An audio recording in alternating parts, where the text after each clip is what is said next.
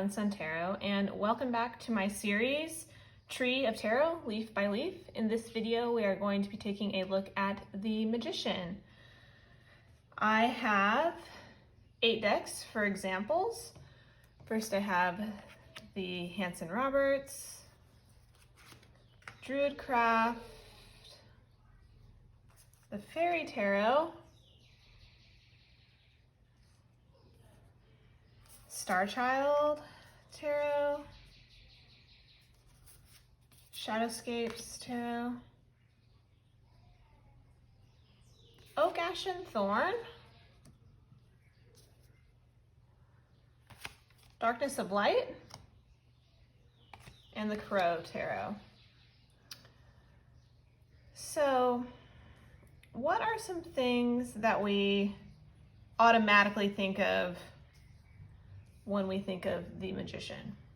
For me, it's creativity, inspiration, masterfulness, maybe even flow.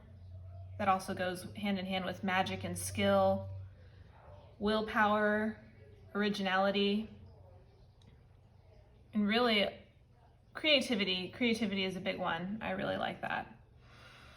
We also have things like manifestation, and then working effective magic into the world, singleness of purpose, concentration for some of these, acknowledging your motivation and understanding your intentions,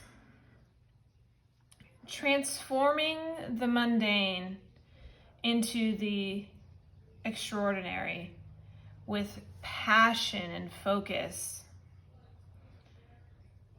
mastery over oneself and circumstance. So traditionally, in some older Marseille decks, the Magician was labeled the bateleur, which is French for a street conjurer or also a juggler. And now that has slowly evolved into the Magician, which can be considered a gatekeeper between reality and magic, whereas a juggler or a street performer is performing that magic and giving you that magic and acting as an escape from reality. So then let's move along here first to the Hanson-Roberts Tarot. So we see the Magician at a table. All of the tools are present: sword, wand, cup, and pentacle. I love the lilies and the roses in the background on this one especially. He has the infinity symbol above his head, eternal life being symbolized there. And the lilies and the roses are really gorgeous. So even here we have the French bateleur at the bottom. Very traditional, but I love this depiction. The coloration is really gorgeous on this. Next, let's look at the Druid Craft, which I love this Magician. He's very like a wise sage, shaman feeling. So he does have a cloak of feathers. They look like, they're darker, kind of a bluish tint, so like a raven feather, which is a symbol of raven knowledge for sages and shamans. He has the stone hedge behind him, which is like a portal between worlds.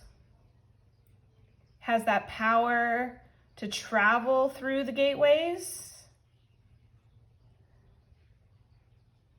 potentially singing the world that they want into existence. Very powerful card. I do love the dawn, the early morning feeling. We have the rooster here crowing.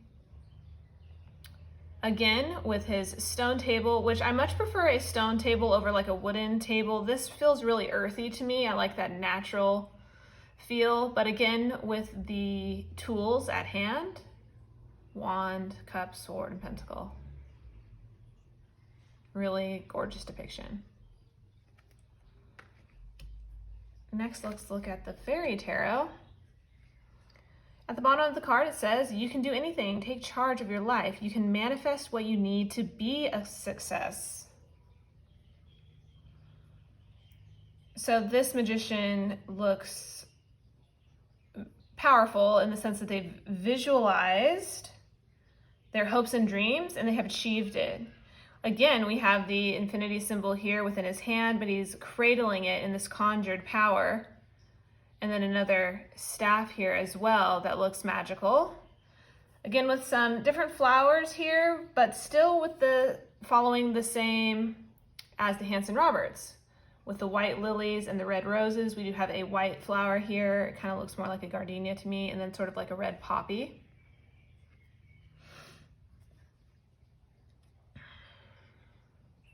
And whatever magic he has conjured, he has really, really accomplished his power and the wisdom to get to where he is. I really like the showing of the magic here in his open hand.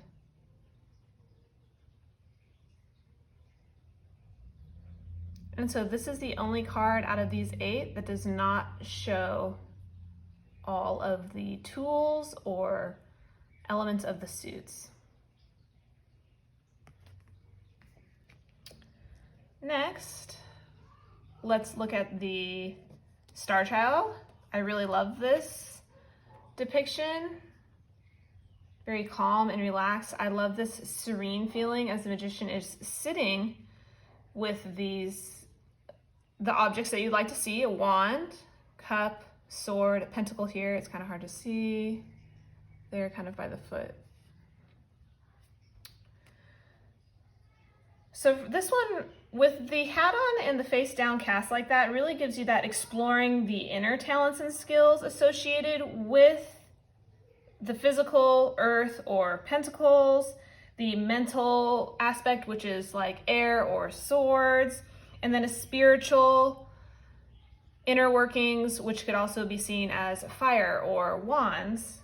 And then lastly, the emotional aspect attached to water or cups. And I really love that feeling here, that elemental feeling. And there is a gorgeous sense of balance as well.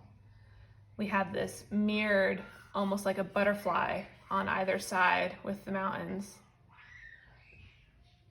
the crystals as well.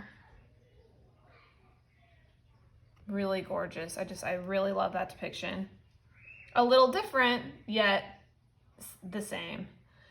Next we have Shadowscapes Tarot. This is another one of my really, really favorite ones. This magician looks like he is mastering his craft with his conjuring and summoning here, as we see this magic sphere between his hands. I love this poised position. Another sense of balance here with the wings outstretched as well. He knows what he wants.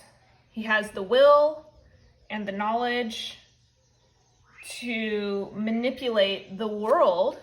And then again, we have the elements depicted. We have the lantern here for fire or wands, a shell, very detailed, I'm sorry it's so small, for water cups, a feather for air, swords.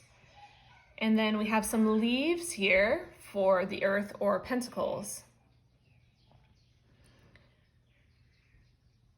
Down on this side, we also have the white lilies that we saw in the Hanson-Roberts, and some more peach colored, sort of into red down in the corner, roses as well. Just a stunning, absolutely stunning, lovely, lovely depiction. And then also the infinity symbol as well.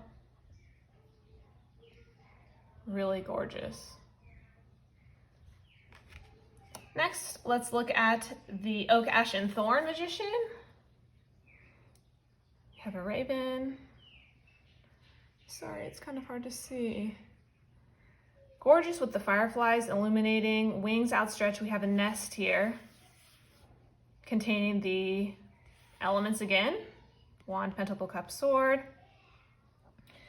And you can really feel that sense of resourcefulness with the mastery of how this nest is woven together. And, you know, ravens are inherently so smart. And they are also very opportunistic animals. So there is a sense of opportunity there. And then even influence as well.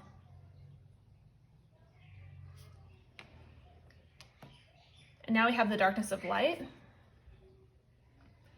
I love how serious, I'm sorry, our neighbor's grandkids are over there playing in the front yard.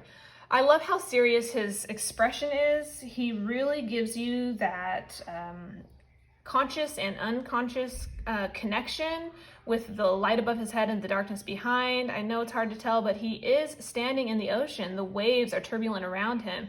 His tools are set upon a rock, which I know I already mentioned from the Druid Craft, that I absolutely love that more nature-based feeling, using that stone as his table.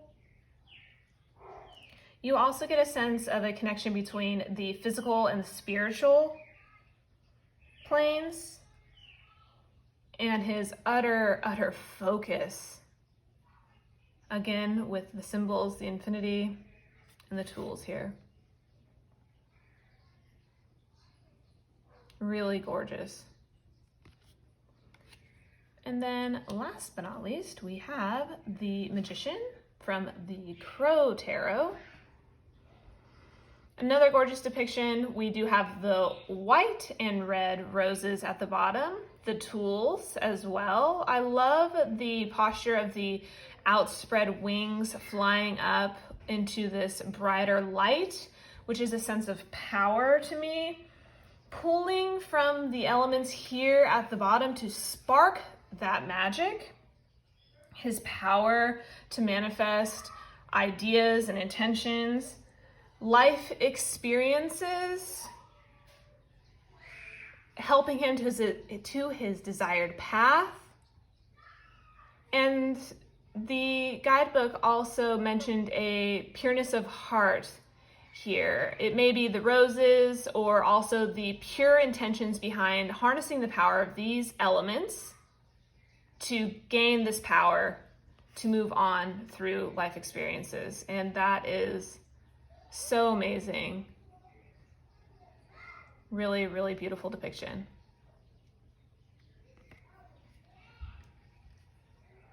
So there we go, 8 different examples of the Magician. I really hope that you guys enjoyed this little chat, and as with the first video of this series, I'd really like to hear everyone's favorite Magician cards from whichever deck I would just like to see. I think that's really fun and interesting.